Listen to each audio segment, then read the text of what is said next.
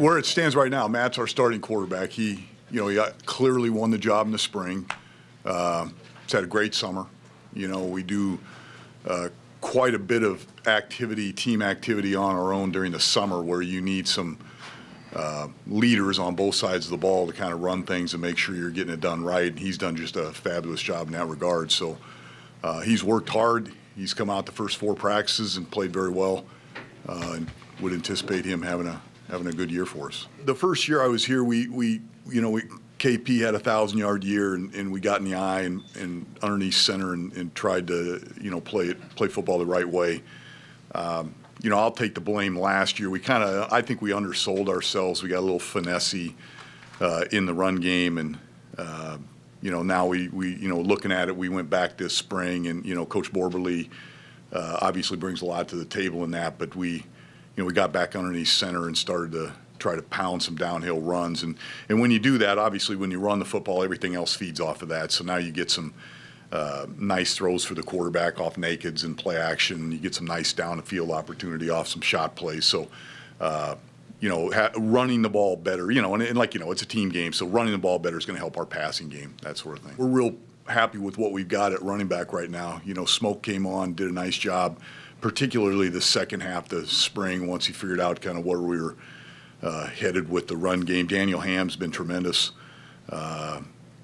Jordan Ellis, we didn't know much about Jordan because he'd spent the time on scout team last year, but came on and did some nice things in the spring. And now Albert Reed brings a true running back body, a 210-pound plus guy that has got a low center of gravity. So we feel good about the running back spot, and we've got some guys that can come out of the backfield and help us in the passing game. They're all willing pass protectors, so it's early in two-a-days, but we're real happy. I know we lost two productive players in that area last year, but we feel good about our running back at a place where we, obviously we're looking for playmakers.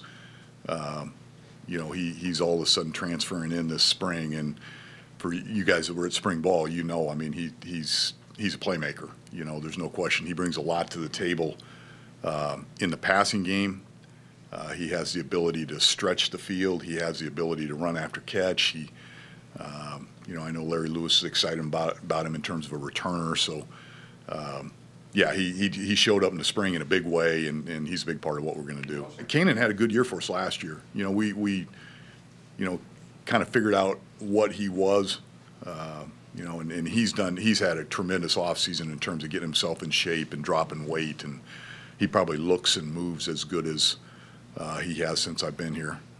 But looking back to the Miami or Florida State games where he makes those catches down the seam, he's a fearless guy that can work the entire field. He's a big body. You can back shoulder him with some throws. So. He's our team voted him a team captain. Just his work ethic is unbelievable. I'd like to be able to run the football, and when you tend to get in the 3 wide out run game, the defense can dictate to you, where you run the ball if you run the ball. You know what I mean? And that's why you see teams, and it's big in college football now with you have to zone read it to handle that 7th defender, so to speak, or bubble screen it. I mean, they can take the ball out of the halfback's hands if they want to do that. I'm not saying there's not a place for that. We will do that, but there's times to put a tight end and a fullback in there and be physical and try to hand the ball to a halfback and just wear some people down. And like we mentioned on earlier, when you can do that to some degree of success, now you open up some things for your passing game.